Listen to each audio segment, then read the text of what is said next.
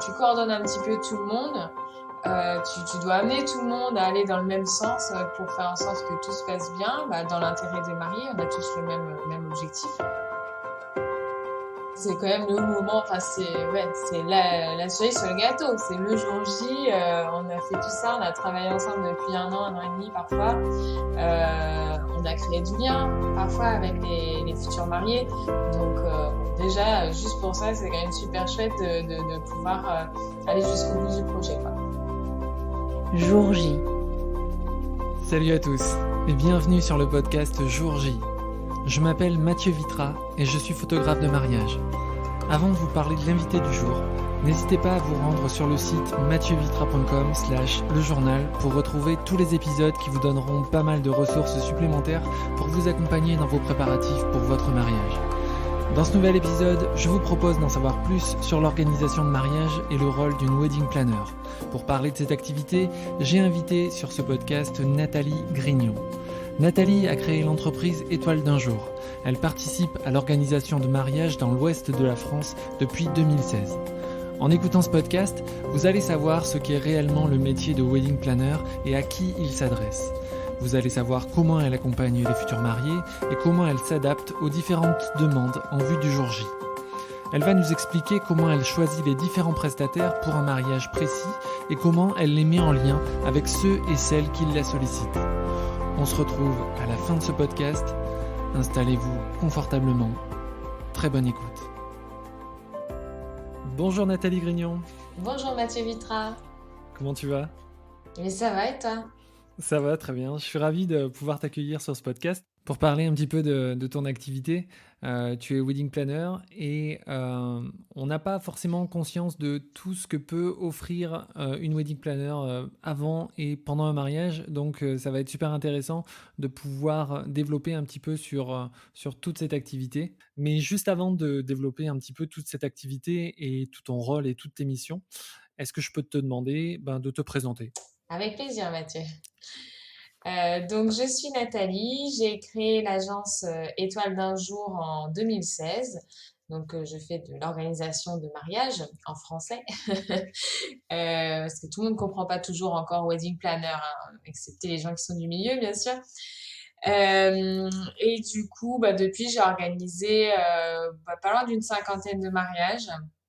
Et j'ai créé un réseau de wedding planners qui s'appelle Étoile d'un jour. Et on est plusieurs personnes un petit peu partout en France à exercer le métier sous le nom d'Étoile d'un jour. Donc on est 5 pour l'instant et il y en a d'autres qui sont en cours pour nous rejoindre. Tu es situé sur Angoulême, c'est ça ? Exactement, à Angoulême. Alors, c'est vrai que, comme je le disais un petit peu, la wedding planner, elle a effectivement un rôle qui est assez varié. Elle doit avoir beaucoup de contacts avec différents prestataires. Est-ce qu'elle doit être, selon toi, le chef d'orchestre de l'organisation ? Oui, c'est un peu ça notre rôle en fait. Tu as bien choisi le mot, chef d'orchestre ou coordinatrice. En fait, j'aime bien comparer mon métier de wedding planner à celui que j'avais avant, qui était chef de projet, où en gros, tu coordonnes un petit peu tout le monde. Tu dois amener tout le monde à aller dans le même sens pour faire en sorte que tout se passe bien, dans l'intérêt des mariés. On a tous le même objectif là. Du coup, rendre inoubliable le mariage de nos clients. Mais du coup, mon rôle, c'est ça, c'est chef d'orchestre, mais coordinatrice sans être la chef de personne en fait, quoi. Et c'est ça du coup qui est parfois un petit peu Mm. difficile, c'est d'amener tout le monde dans la même direction sans être chef réellement, quoi. Donc c'est ça la particularité du métier, quoi. Donc Comment ça se passe quand les mariés te contactent pour la première fois ? Donc généralement, ils ont effectivement eu accès ils ont été informés de ce que tu pouvais faire, soit par internet, soit par du bouche à oreille, soit par un autre biais. Mais une fois que le premier contact est fait, comment ça se passe ? Quelles sont les différentes étapes jusqu'au jour J ? souvent déjà le premier contact il se fait donc soit par mail soit par téléphone. Si c'est par mail, j'insiste pour avoir un petit un petit coup de fil de découverte au début pour voir un petit peu quel est leur projet, la date de leur mariage, mon invité, la localisation et tout ça. Et rapidement, je propose du coup un premier vrai rendez-vous, alors soit physique, s'ils sont pas très loin de chez moi, ou soit en visio. Et puis avec le Covid, ça s'est vachement accentué. Et ce rendez-vous-là, en fait, je leur dis que ça va durer en gros 1 heure à 1 h 30, ça dépend ce qu'ils ont à me raconter, où je leur pose vraiment plein de questions et on balaye vraiment tous les aspects du mariage. Donc ça paraît super précis dès le début et je leur dis c'est normal que vous n'ayez pas encore réponse à tout parce que bah, c'est le début de l'organisation, vous n'avez pas pensé à tout, mais je suis là aussi pour vous faire poser ces questions. Donc voilà, je leur pose la question, est-ce qu'ils ont besoin d'un photographe? Oui, non, combien de temps? La journée, la soirée? Pareil pour DJ, musicien, traiteur, vraiment balayer tous les aspects. Et, euh, et après, du coup, de mon côté, je rentre chez moi, je travaille sur une estimation de budget tout simplement pour pouvoir leur montrer ce vers quoi ils vont aller. Le mariage idéal, en fait, pour eux, combien ils se budgétisent, qu'est-ce qu'on peut faire, qu'est-ce que je peux leur proposer pour leur donner une vision globale, quoi. Je suis pas juste à dire mes honoraires c'est tant et puis après dites-moi ce qu'on vous voulez puis on le fera, quoi. Non, moi je veux qu'on parte sur une vraie base ensemble, un vrai projet. Et une fois qu'on est d'accord sur ce projet-là, à ce moment-là, du coup, on signe un contrat et là, du coup, je commence l'organisation en leur envoyant du début un rétro-planning, comme on appelle ça, pour pouvoir leur dire étape par étape, mois par mois, ce qui va se passer pour l'organisation de leur mariage. Et puis après, on déroule toutes les étapes d'organisation, réservation de prestataires, etc. Tu as un répertoire, de différents prestataires, locaux et même, de différents endroits en France. Ça dépend effectivement où, a lieu le mariage. Mais est-ce qu'il arrive certaines fois que, certains mariés t'imposent, des prestataires, enfin te proposent en tout cas certains prestataires avec lesquels tu as pas, l'habitude de travailler et dans ces cas-là, comment ça se passe? Ah oui, ça arrive même assez souvent. Déjà, souvent, les mariés qui viennent me voir ont déjà réservé leur lieu. Finalement, ça a changé maintenant. C'est d'abord on réserve le lieu et puis après on réserve la wedding planner. Ouais, quand j'ai commencé, c'était un peu l'inverse. Et puis d'autres, oui, ont déjà. Souvent, c'est le photographe d'ailleurs. Parce que je sais pas, ils l'ont vu, ils le connaissent, voilà. Et quand c'est comme ça et que je le connais pas, moi je leur dis que c'est pas du tout un problème. Au contraire, ça me permet aussi d'élargir mon propre carnet d'adresses, d'apprendre à connaître une autre personne et à travailler avec. Donc voilà, j'ai pas d'exclusivité avec aucun prestataire. Je me dois d'être neutre et objective en fait. Donc si même dans la liste que je vais leur proposer, alors c'est pas des listes préfaites, hein. Moi je vais demander vraiment des devis personnalisés en fonction du prestataire si je pense que ça peut correspondre et tout. Si eux ils pensent que ça va pas leur correspondre, je leur dis c'est pas grave, vous me dites et puis j'irai chercher quelqu'un d'autre. Et si je dois creuser plus loin que les prestataires que je connais déjà, ça fait partie de mon travail aussi. Et donc, c'est pas du tout un souci. Moi de mon côté, sur mon activité, j'ai tendance effectivement à dire que le feeling entre les futurs mariés et le prestataire, enfin et moi en l'occurrence, c'est super important. Mais du coup, comment tu vas mettre en lien les différents prestataires et les mariés? Est-ce que vous faites une sorte de réunion, ou est-ce que, vous déterminez effectivement un moment où vous voir, tous les 3, enfin tous les 4 avec les deux futurs mariés? Comment ça se passe? Oui, alors au tout début, en fait, je fais quand même une présélection parce que du coup, mon travail, c'est ça aussi, c'est que ça va leur éviter d'éplucher tous les annuaires des prestataires, de regarder toutes les pages Google du monde et voilà, de faire ça pour chaque prestataire. Donc moi, je fais déjà cette présélection pour eux. Donc je demande à chacun des prestataires s'ils sont dispo. Généralement, je vais faire ceux que je connais, donc je demande forcément moins d'informations que si je le connais pas. Donc je demande en gros s'ils sont dispo, je demande leur brochure mise à jour, etc.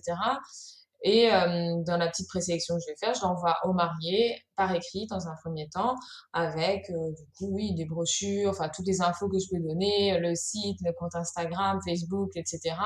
Un petit laïus sur ce que moi je pense de ce prestataire. Alors ça reste objectif encore une fois, hein, c'est pas genre bon lui c'est moyen, lui ouais super. Non, c'est de façon objective parce que je pense que ce prestataire-là peut apporter au couple en fait.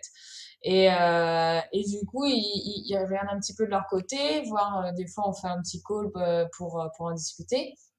Et puis après, mais ils me disent, bah, celui-là, on l'aime bien, on aimerait bien le rencontrer et tout, parce que moi aussi, je pense que le feeling, c'est très important.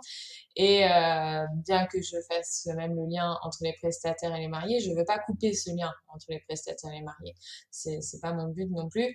Donc j'organise oui, une réunion à ce moment-là, à laquelle je viens parce que ben, il se passe quand même beaucoup de choses pendant ces réunions de premier rendez-vous. Les mariés justement commencent à se projeter un peu plus dans leur mariage. Il y a beaucoup de choses qui ressortent, des histoires de planning, de timing de la journée, etc. Surtout avec les photographes. Ça, c'est une discussion qui revient beaucoup quand même avec les photographes. Donc, je me dois d'être là pour pas manquer les informations parce qu'il y a rien de pire que de courir derrière les informations une fois qu'elles se sont dites. Mais après, j'interviens pas tellement finalement pendant ce rendez-vous de découverte. Je suis là, j'observe, je pose des questions si jamais je pense qu'il y a des questions qui peuvent être pertinentes et auxquelles ils n'ont pas pensé.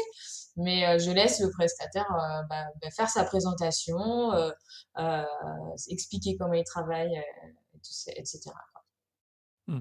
Que ce soit les mariés ou les prestataires, quand ils ont une question à propos du mariage, euh, tu leur demandes absolument de passer par toi ou alors ils peuvent effectivement passer euh, dans, dans- enfin, directement à la personne Mais en fait, j'ai concernée, quoi. fait les deux, tu vois, j'ai testé un peu les deux parce que, encore une fois, je voulais pas être celle qui coupe le lien entre les prestataires et les mariés.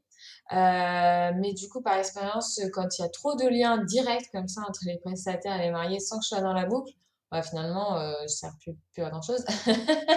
Et Et puis tu loupes je des rate choses beaucoup de surtout. choses. Ouais, ouais. Et ça m'est arrivé, du coup, de devoir galérer. Et puis, par exemple, il y a une mariée qui avait envoyé en direct à la fleuriste un bouquet, un exemple de bouquet, qui n'était pas du tout ce qu'on s'était dit pendant le rendez-vous. Et j'étais pas du tout au courant de cette information. Et le jour du mariage, bah moi, je lui amène son bouquet comme on l'avait prévu, quoi. Enfin, il me paraissait comme c'était prévu.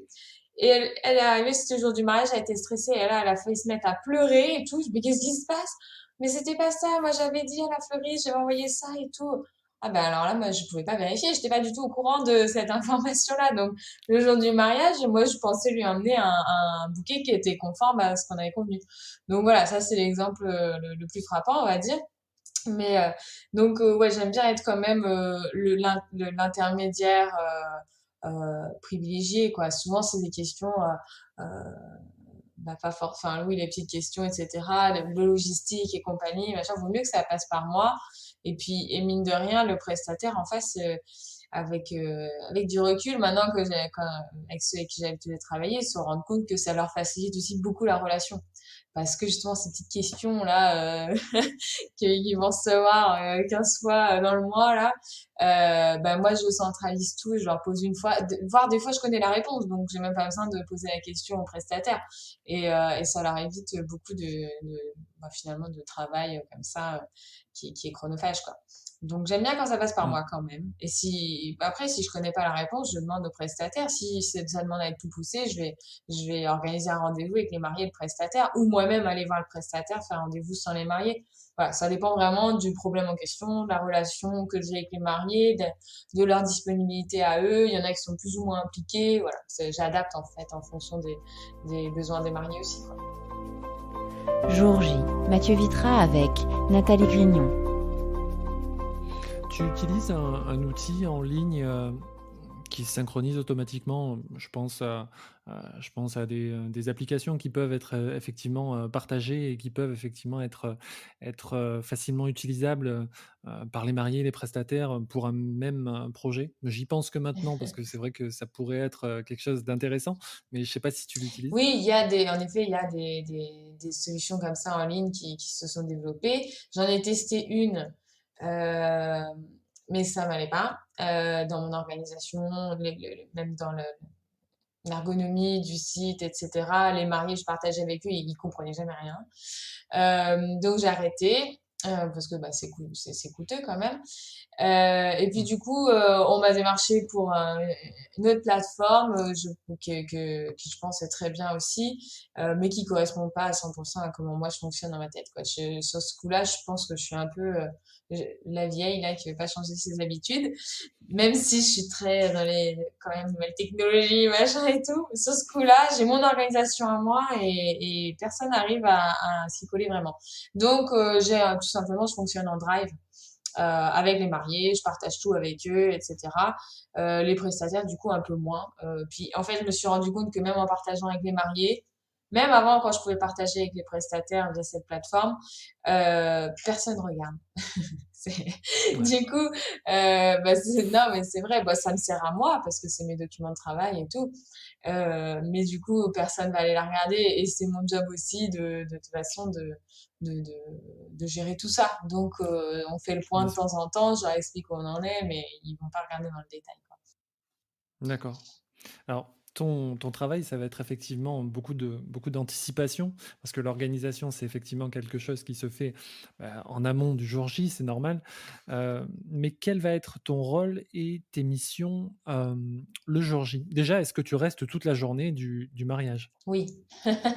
C'est pour moi, c'est impensable de pas être le jour du mariage, quoi. Après, non, bah, déjà parce que ben, c'est cool de voir le projet aboutir. Enfin, on fait pas tout ça pour rester à l'écart. Voilà, moi, c'est quand même le moment. Enfin, ouais, c'est la cerise sur le gâteau. C'est le jour J. On a fait tout ça. On a travaillé ensemble depuis un an et demi parfois. On a créé du lien parfois avec les futurs mariés. Donc, bon, déjà, juste pour ça, c'est quand même super chouette de pouvoir aller jusqu'au bout du projet, quoi. Après, c'est aussi notre présence le jour J qui est qui a une grosse plus-value aux yeux des mariés. C'est-à-dire avant de vraiment se dire on va prendre une wedding planner, on va embaucher une wedding planner, ils comprennent pas forcément notre rôle pendant l'organisation. Tout le monde se dit oui mais moi je peux me débrouiller tout seul, je peux trouver des prestataires tout seul, etc. Alors ça c'est sûr, hein, tout le monde sait faire, c'est pas un métier qui demande du génie en soi, tout le monde peut organiser son propre mariage, ça je ne dis pas. Mais du coup, ils se rendent compte au fur et à mesure de notre utilité, entre guillemets, pendant l'organisation. Mais par contre, au moment où ils nous embauchent, ça, ils comprennent bien que le jour J, on va être utile pour qu'eux, ils n'aient rien à faire. En fait, le but, c'est ça, c'est qu'ils soient tranquilles, qu'ils n'aient pas non plus à déléguer des tâches à droite à gauche, à leurs proches, etc. C'est nous qui gérons tout ça. Ça leur enlève quand même une grosse dose de stress, quoi. Donc, voilà, obligé d'être là. Tu veux dire que dans ton discours, j'ai l'impression effectivement que les personnes qui te sollicitent plus pour le jour J que pour l'organisation avant? Non, il y en a. Enfin, là, non, la plupart des gens qui me contactent quand même, c'est d'entrée de jeu pour l'organisation complète. Mais dans beaucoup de têtes d'esprit, il y en a encore qui me contactent juste pour le jour J et qui comprennent pas en effet pourquoi ils me prendraient pour avant, quoi. Après, c'est vrai que la plupart du coup de mes clients le savent dès le départ, quoi, qu'ils veulent me prendre pour tout et ils savent très bien pourquoi. Mais non, j'avais connu quand même pas mal de personnes qui m'appellent pour le jour J et qui se disent ah peut-être finalement ça pourrait être utile, voilà. Mais D'accord. cela c'est pas toujours mes clients parce que je fais pas beaucoup de prestations uniquement jour J en fait. Je Ouais. privilégie les mariages complets forcément. Alors, quand tu vas être effectivement sollicité, hem, tu vas probablement être aussi sollicité par les invités, les proches. Tu essayes de donner effectivement tes coordonnées aux témoins ou à la famille pour des initiatives personnelles. Je sais qu'effectivement, moi, de mon côté, il y a effectivement les parents, les témoins qui peuvent me solliciter le jour J ou en amont, notamment pour l'enterrement de vie de jeune fille, l'enterrement de vie de garçon, pour faire des séances un peu particulières. Est-ce que tu vas intervenir aussi avec, auprès des pions qui gravitent autour, on va dire? Oui, en fait complètement. Bon alors déjà quand les parents sont impliqués dans l'organisation de mariage, bon, bah, je les vois régulièrement. Il y a certains couples, oui, avec qui je vais créer du lien directement avec leur famille pendant l'organisation. Moi, j'aime bien. Enfin, moi, je suis très famille. Ça rentre complètement, voilà, dans ma façon d'être et tout. C'est pas toujours évident à gérer, hein. Faut, bah, quand il y a plus il y a d'interlocuteurs, plus c'est compliqué. J'essaie de centraliser quand même tout avec les mariés. Mais ça arrive, oui, qu'il y ait des mamans qui me demandent des trucs à droite à gauche avant. Et les témoins, bah, en fait, moi, je les contacte systématiquement avant le mariage, donc quelques semaines avant le mariage, pour savoir s'ils ont prévu des surprises, etc. Ouais, qu'on les intègre bien au programme de la journée, pour pas qu'il y ait bah, voilà, de surprises. Pour moi, le jour J, en tout cas, c'est plus facile quand c'est programmé et que, voilà, si ça arrive, bien évidemment, qu'il y ait des personnes, le jour du mariage, qui soient peut-être un peu plus éloignées, qui viennent et qui me disent, ah, mais j'avais prévu ça et tout, donc, je vais pas les renvoyer balader. Mais dans l'idée, je vais les, je vais essayer d'intégrer le truc, sans que ça empiète trop sur le programme, quoi. Ouais. C'est aussi gérer les imprévus, ton métier. Oui, J'ai l'impression effectivement que certaines fois, enfin pour avoir eu des retours, la journée se passe globalement bien pour les mariés, mais ne savent pas ce qui s'est entre guillemets «mal passé» et qui a été un peu rectifié par la wedding planner le jour J. Tu peux ouais. avoir, tu as des anecdotes comme ça ou des choses qui illustrent un petit peu cette notion? Oui, j'en ai. Après, en effet, on leur dit pas toujours derrière. Ça dépend de l'humeur. Il y a des trucs qu'on dit, des trucs qu'on dit pas. Mais oui, il y en a toujours des anecdotes. Enfin, après, c'est souvent des imprévus liés à la météo, déjà, parce que ça, c'est vraiment un élément qu'on maîtrise pas.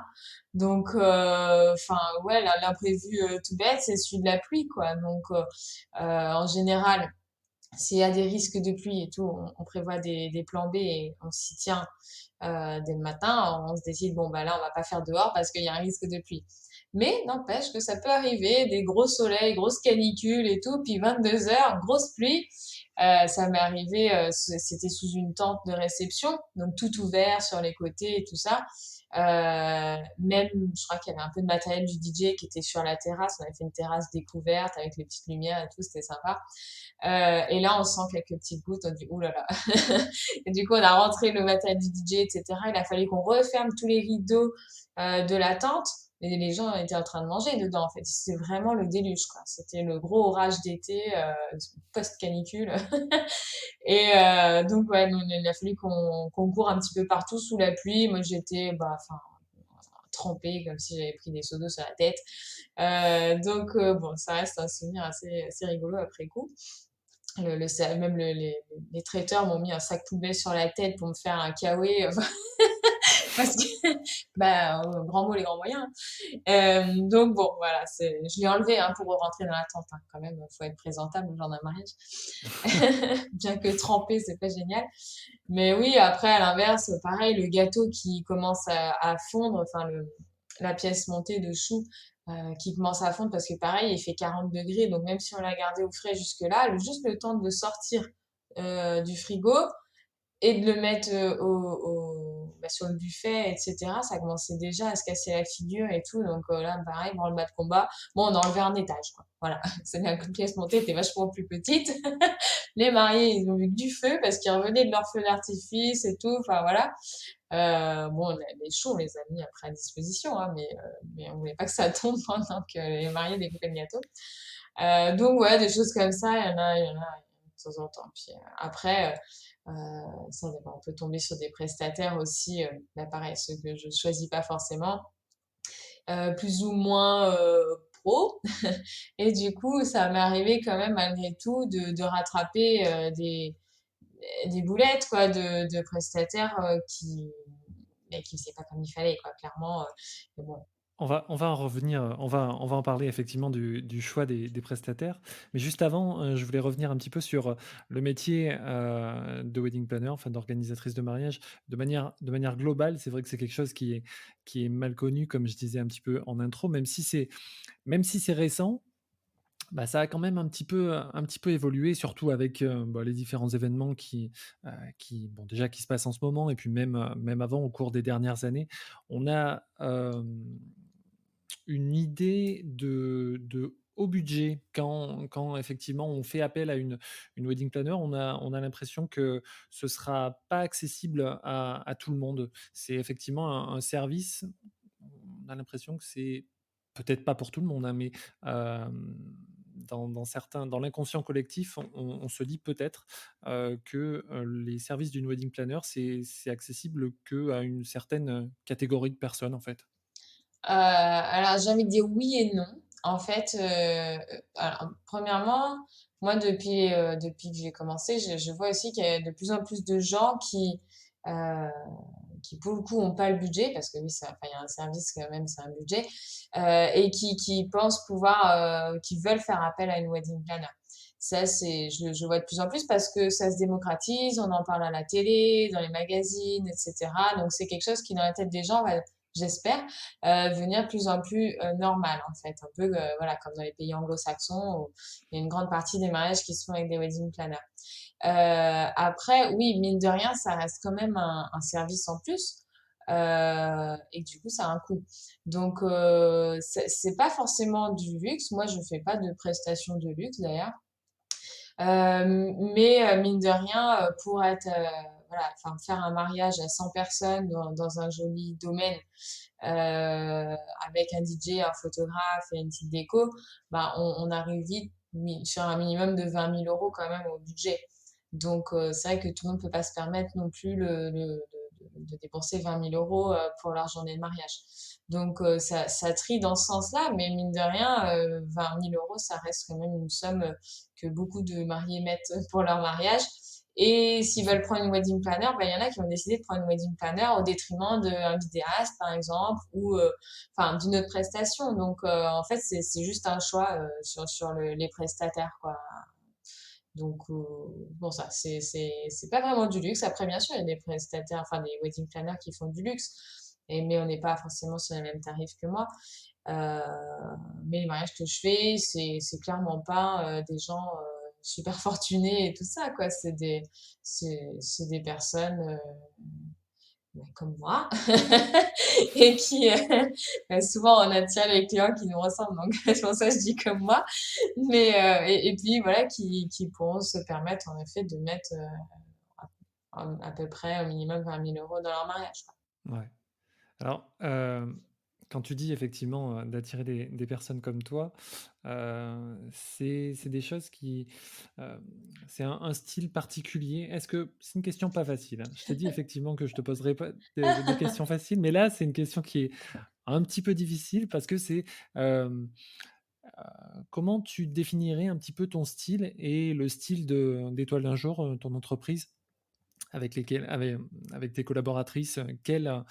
Quel style de prestation? Donc, j'ai effectivement bien compris le rôle et les missions, mais par rapport effectivement à une autre, wedding planner, quelle serait ta différence ou la différence de l'entreprise, par exemple?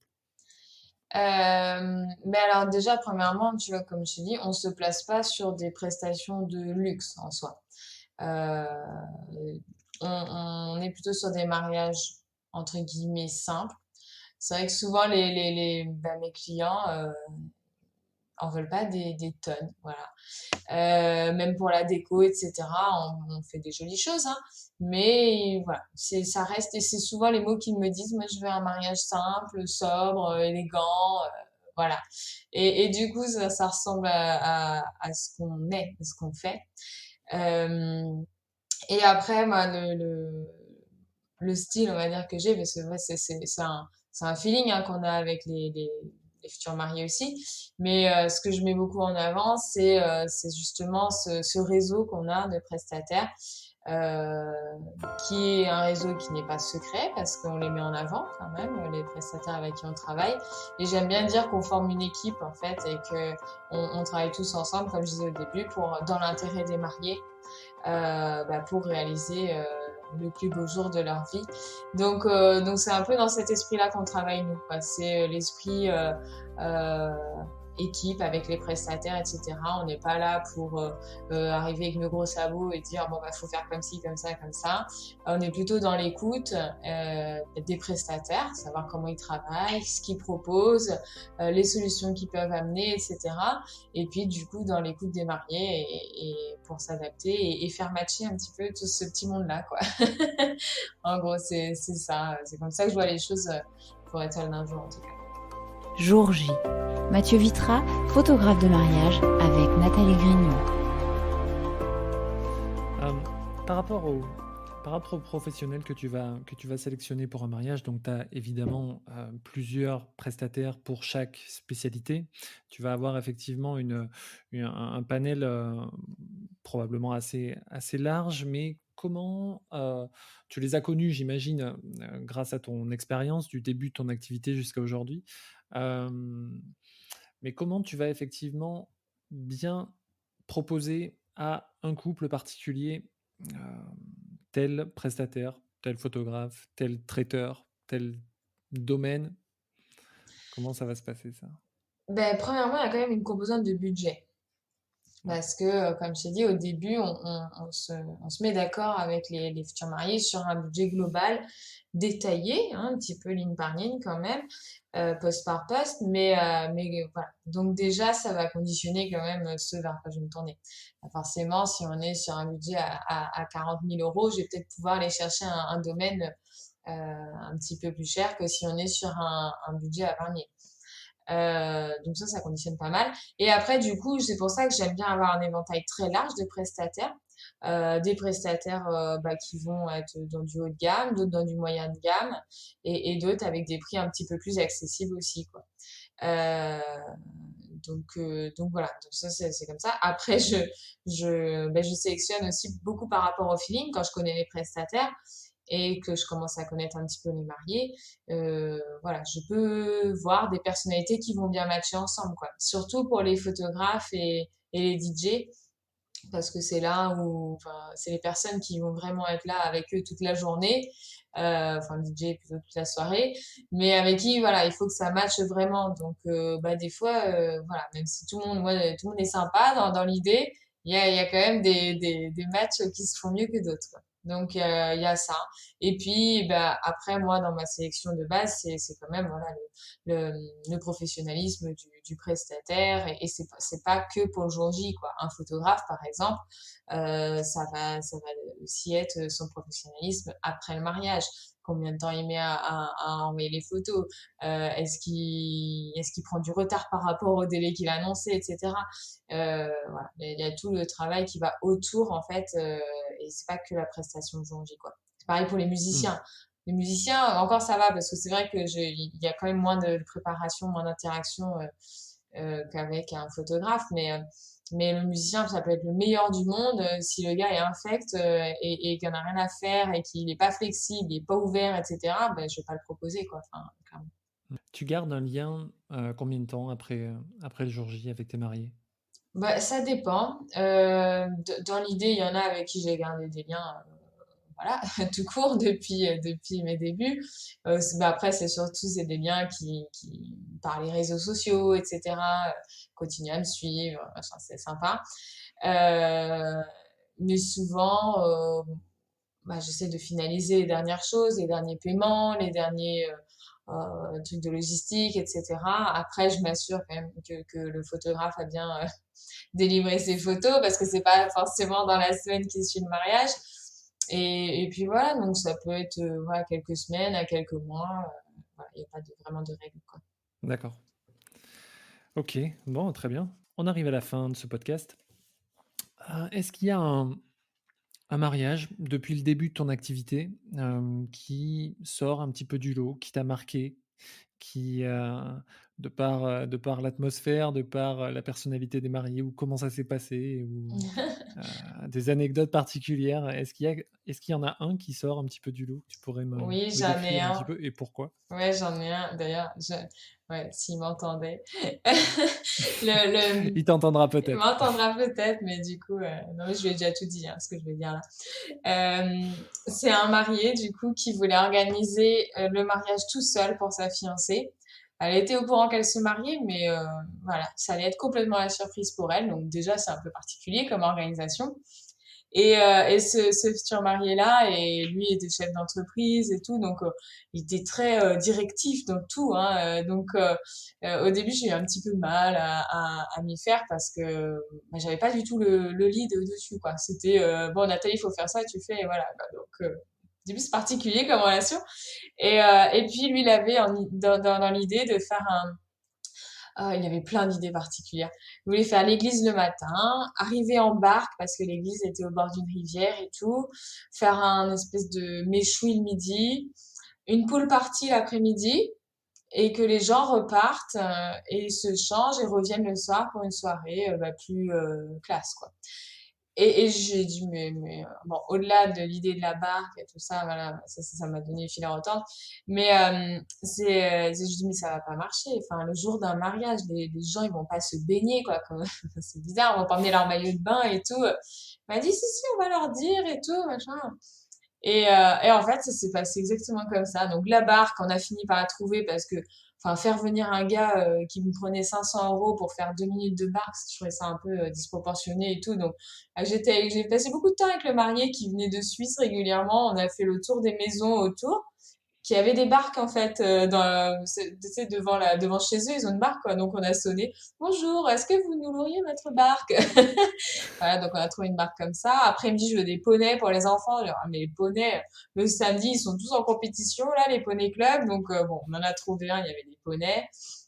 Et du coup, à ce mariage, il y avait plein de choses, plein de prestations dans tous les sens. Il y avait le gars qui faisait les glaces, là, tu sais, en plancha, là, les roll-up là, en glace et tout. Il y avait bah, des babysitters le matin, l'après-midi pour les enfants. Il y avait les poneys, il y avait les feux d'artifice, les chanteurs brésiliens pour toute la journée. Moi, il me fallait un ingé son, le DJ qui arrivait de Paris, il fallait que je prenne un taxi, ce qui arrivait à midi, le gars, enfin, le samedi, juste avec ses vinyles. Enfin, bon, il y avait des énergies dans tous les sens, quoi. Et en fait, du coup, ce mariage, il était génial. Et la mariée, j'ai rencontré que la veille. J'ai pas vu avant la mariée. Et elle était tellement peace, tellement, voilà, la fille ultra détendue, qui aime tout le monde, que tout le monde aime, voilà. Et du coup, j'ai découvert son fiancé à son contact comme un autre homme, en fait, par rapport à celui qui me dirigeait, là, pendant des mois. Et j'ai compris l'interaction qu'ils avaient tous les deux, que je trouvais ça trop beau. J'ai trop adoré cette rencontre. Et le jour du mariage, ça s'est tout passé comme lui il imaginait dans sa tête. Et j'ai trouvé ce mariage génial. Bon, ça nous a donné du fil à retordre le jour J aussi, parce qu'on avait 2 heures pour redécorer, réorganiser tout l'espace pour refaire une autre scénographie le soir. Donc, j'avais travaillé avec une décoratrice et tout. Et c'était super. Et je lui ai dit, après, je dis, bon, bah, j'étais un petit peu sceptique quand même au début sur le projet, tout ça, ça partait dans tous les sens. Et en fait, c'était génial. Et je dis, moi, si je dois me marier, j'aimerais trop faire pareil, quoi. Voilà, la belle morale. C'est ça parce qu'effectivement, tu as un projet qui est esquissé un petit peu comme ça, mais tu sais pas trop où ça va aller. Et ton rôle, ça va être aussi de recadrer, mais en même temps, tu as de belles surprises au final. Ouais, bah lui, il m'a montré qu'en fait, oui, on pouvait partir dans tous les sens, on pouvait faire plein de choses et sortir du cadre un peu, parce que jusque-là, je l'avais pas trop fait, quoi. Et, Mm. et voilà, du coup, je l'ai suivi, il m'a embarqué. Et voilà, pour le coup, c'est lui, quoi, qui m'a appris plein de choses sur ce mariage. Je l'ai remercié, hein, franchement, j'ai dit que c'était génial, quoi. Qu'est-ce que ça va être tes satisfactions et tes gratifications vraiment personnelles, ultra égoïstes, quoi? Évidemment, une fois que tout s'est bien passé, c'est vrai que c'est un soulagement, mais qu'est-ce qui va être vraiment pour toi?